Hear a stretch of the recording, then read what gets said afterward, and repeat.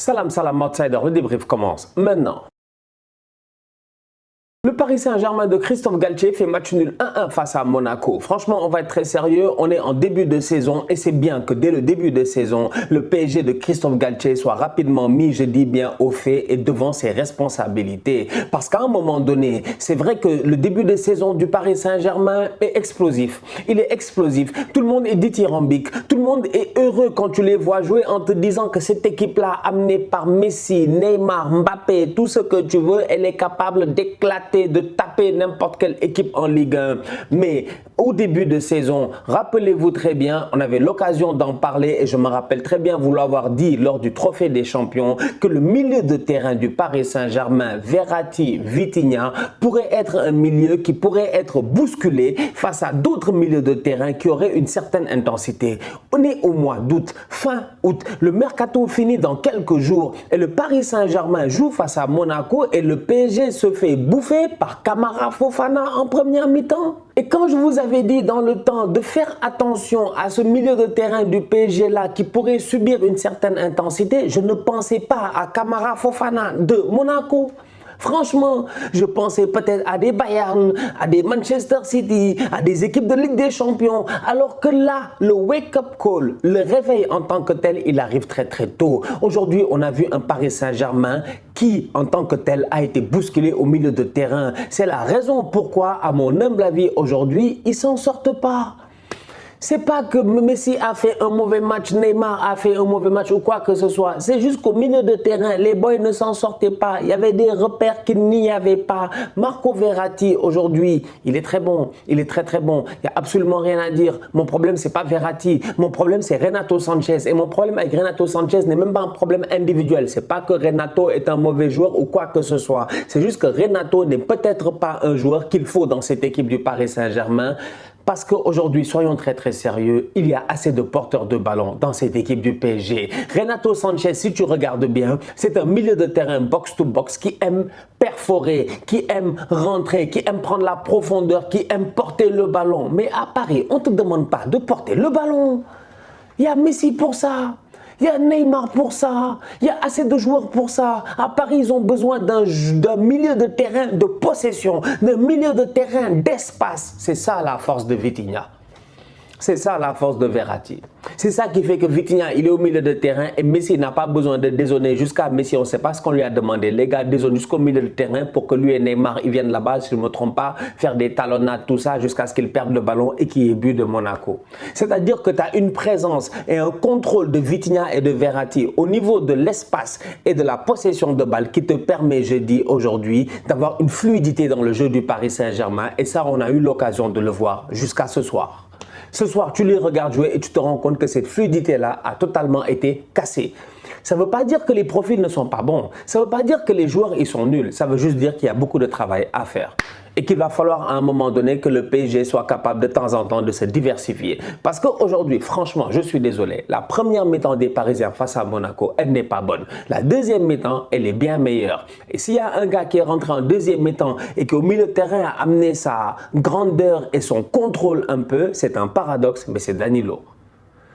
Il y a plein de choses aujourd'hui que moi je ne comprends pas. Hein. Franchement, je suis désolé. Là, j'ai envie de demander aux fans du PSG, est-ce qu'ils ont vu le même match que moi, est-ce qu'ils ont eu le même feeling que moi. Mais ce milieu de terrain-là, franchement, aujourd'hui, tout le problème vient de là. C'est pas que les Badiachile ou les, comment ils s'appellent là, les boys là, les Axel Dissassi ou les... C'est pas qu'ils sont très forts, hein, franchement. C'est pas qu'ils sont très forts. C'est juste que Paris, moi, quand je regarde aujourd'hui, le pressing de Monaco était réel. Il était coordonné. Il n'y a rien à dire. Mais Paris ne doit pas subir ce pressing-là. Paris doit être capable de sortir du pressing, de tenir le ballon et tout ça. Mais Renato Sanchez, malgré tout Renato Sanchez qu'il soit, je ne pense pas que dans ce match-là, c'était le profil qu'il fallait. Maintenant, il reste du temps dans la saison et comme je dis, c'est bien d'apprendre très très tôt. Parce que le PSG, encore une fois, ce n'est pas maintenant qu'on les juge réellement. C'est bien beau de claquer 20 buts, 25 buts, je ne sais pas, en 3 matchs, 14 buts, etc. Là où on va les juger réellement, c'est face à certaines adversités, très très bientôt en Ligue des Champions et beaucoup plus tard au courant de la saison. Donc du coup, À suivre. Très belle performance de la part de Neymar, encore une fois. Neymar, depuis ce début de saison, il est chaud, il est en forme, il fait plaisir, ça se voit. Il a les réflexes qu'il faut, il a la touche de balle qu'il faut, les contrôles, je dis bien, extraordinaires. Bref, Neymar, aujourd'hui, juste à travers son penalty, il nous a montré encore une fois l'étendue de son talent. Il n'y a pas un gars qui est plus fort aujourd'hui en termes de penalty que Neymar. C'est difficile à trouver. Il y en a peut-être, mais c'est le même niveau, quoi. Neymar est trop fort, c'est lui le top, c'est la sérénité, c'est le regard, c'est tout ce qu'il met dans un penalty. C'est presque un show. Un penalty de Neymar, c'est un show. Franchement, c'est un show. Parce que tu ne sais pas si le ballon va aller en force ou petit filet, ou si ce sera une petite frappasse de rien du tout et que toi-même, en tant que gardien, tu vas te sentir frustré. Parce que quand tu vois le penalty de Neymar, nous tous, on est convaincus qu'on peut l'arrêter. Mais personne ne peut l'arrêter. La petite frappe, elle est magnifique. Le regard qu'il donne à Nubel, il le regarde bien dans les yeux en lui disant « Mon gars, c'est pas aujourd'hui que tu vas arrêter mon penalty. » Top performance de sa part. Kylian Mbappé, offensivement, la plupart diront qu'il a été égoïste. Mais que voulez-vous? Que voulez-vous? Galtier, il fait sortir Messi. Pourquoi il fait sortir Messi? Parce que Messi est le moins problématique. Messi est le moins problématique. Moi, c'est ça ma vérité dans ma tête, en fait. Galtier, il fait sortir Messi parce que Messi est le moins problématique. Messi, tu le sors, il ne va pas beaucoup parler. Il va aller sur le banc, il va faire, bon, écoutez, on m'a sorti, voilà, je ne comprends pas, je faisais mon match, on m'a sorti. Mbappé, tu le sors tout de suite, on va te parler de contrat. On va te dire, attention, attention, c'est lui le contrat, c'est le truc, c'est le PSG, etc.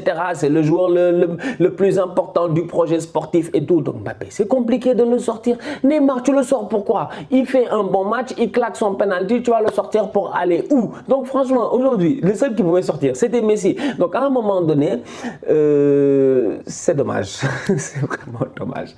Je ne sais pas, il y avait beaucoup d'euphorie en début de saison, mais là, il faut que les gars ils se gèrent. Il faut que les gars ils se gèrent. Il y a du travail. Galtier a encore du travail. Oui, Galtier a encore du travail. Parce qu'aujourd'hui, moi, j'ai regardé le match et je me suis assis. J'ai dit, ok, imaginons, on est là dans 2 mois et on ne le souhaite pas, mais Verratti est blessé. Tu as Verratti qui est blessé. Imagine, ta Vitinha, il est suspendu ou un truc du genre, un peu comme aujourd'hui. Imagine. Tu n'as pas Verratti, tu n'as pas Vitinha. C'est quoi ton milieu de terrain? Danilo, Renato Sanchez. C'est compliqué. Franchement, ça veut dire qu'en théorie, c'est compliqué. Je n'ai même pas besoin de voir la pratique. Donc, je réfléchis beaucoup et je me dis, parce que les 4 de devant là, tu ne peux pas vraiment les toucher. Les 3 de devant, excusez-moi. Messi, Neymar, Mbappé. Tu ne peux pas vraiment les toucher. Tes latéraux dans ton système de jeu, ils sont très très importants, donc tu ne fais que du poste pour poste. Mais au milieu de terrain, c'est là où tu as besoin de différents profils. Le milieu de terrain, ce n'est pas du poste pour poste. Hein. Ce n'est pas genre j'ai sorti Nuno Mendes, j'ai fait rentrer Bernat, c'est pas grave, vas-y mon gars, cours, déborde et tu feras un centre et tout ça. Non, au milieu de terrain, c'est cette cohésion-là entre la défense du PSG et l'attaque du PSG. C'est ce lien-là, c'est cette cohésion, cette cohérence-là, il faut différents profils. Et chaque match avec, je pense, le profil adéquat. Il y a encore du travail, franchement, il y a encore du travail. Mais on va voir ce qui va se passer. Pour le moment, le début de saison du PSG, comme je dis, il est plutôt bon et c'est bien d'être confronté à des difficultés très très tôt. Marseille l'emporte de son côté 3-0 face à Nice. Franchement, on va être très sérieux. Top performance de la part des hommes de Igor Tudor. Aujourd'hui, cette équipe de l'OM là, elle est en train de se gérer. Elle est très très bien en train de se gérer. Dimitri Payet était titulaire et ça fait plaisir de le revoir sur le terrain parmi les 11 partants. Et Dimitri Payet aujourd'hui, la connexion qu'on attendait, qu'on n'avait pas vue la semaine passée, entre Guendouzi, je dis bien, et puis Alexis Sanchez. C'est-à-dire que Guendouzi était haut sur le terrain, il pouvait donner de bons ballons à Alexis, mais il se ratait. Il n'avait pas cette précision là, ce flair-là, aujourd'hui, on l'a vu entre Payet et Sanchez.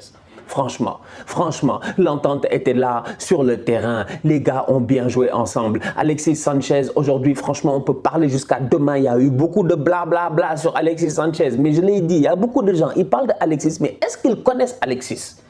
C'est un très important. Hein? Alexis est défendé. C'est comme il y a des gars, ils parlent de... Il y a des jeunes, ils ne connaissent pas. Il y a des gars, vous ne les connaissez pas. Il y a des gars, ils sont trop jeunes en fait. Ils ne connaissent pas Arshavin par exemple. C'est des gars comme ça que vous voyez, ils sont petits. Tu penses que c'est des tocards quoi, qui sont passés, qui ont fait 2-3 bons matchs dans leur carrière. C'est des gars qui ont sorti des masterclass. Alexis Sanchez, il a sorti des masterclass. J'ai dit Alexis Prime, Barça, Arsenal, mais il y a peu de gens qui peuvent s'asseoir à sa table. Franchement, si tu enlèves les Messi et les Cristiano Ronaldo, et je n'abuse même pas, c'était un top player. Alexis, ça se voit que c'est encore un top player. Je vous l'ai dit, en équipe nationale avec le Chili, il n'a rien à prouver à personne. Demandez à l'Argentine de Messi. Aujourd'hui, Alexis Sanchez à Marseille, il a l'air d'être dans l'ambiance qu'il faut. Tu vois, lui, c'est un sanguinaire, c'est un show, c'est un gars qui a besoin de... Je sais pas, il a besoin de cette ambiance-là. C'est les Chiliens, ils sont tous comme ça, j'ai l'impression. Les Vidal, tout ça, ils ont besoin de cette ambiance-là et ils vivent de cela. Et Alexis, depuis qu'il est à Marseille, c'est incroyable. Là, ça fait 2 matchs, je le vois courir, je le vois bouger, je me dis non, ça c'est l'Alexis qu'on connaît, c'est l'Alexis qui est imprévisible. Tu ne sais pas quand ça va sortir, mais quand ça sort, ça rentre. Top performance de sa part aujourd'hui. Il a été très très bon, il a été très très mobile. Ça aussi c'était important parce que cette équipe de Marseille là, dans la force, je dis bien, de caractère qui est extraordinaire, qui est amenée encore une fois par Tudor. Parce que Tudor, tu sens que c'est une continuité en termes de caractère de Sampaoli. Sampaoli avait du caractère. Le style de jeu est peut-être différent, mais dans le caractère, la continuité est la même. La hargne et l'agressivité est la même. Et Marseille est venu aujourd'hui face à Nice dans un match qui est compliqué, dans un match qui peut être considéré comme un derby, dans un match qui, l'année passée, si je ne me trompe pas, je pense qu'il avait même été arrêté après quelques minutes parce que Payet avait reçu des bouteilles ou quoi que ce soit. Marseille est venu et ils ont mis le pressing aux Niçois. Mais gros pressing des Marseillais face aux Niçois. Ils sont venus, ils les ont bouffés, ils les ont étouffés. Et à chaque fois que ça sortait sur les côtés, les gars étaient morts. Shout out à Jonathan Klaus. Il est très fort. Pop. Klaus, c'est le Cancelo, je dis bien français. Il est trop fort. Il est comme João Cancelo. Il n'a rien à envier, même à João Cancelo. C'est que Cancelo, on l'a vu plus souvent. Mais Klaus est trop pertinent. Klaus n'a pas peur. Klaus est extraordinaire dans une défense à 3, dans un excellent équilibre tactique qui se crée quand Marseille a le ballon.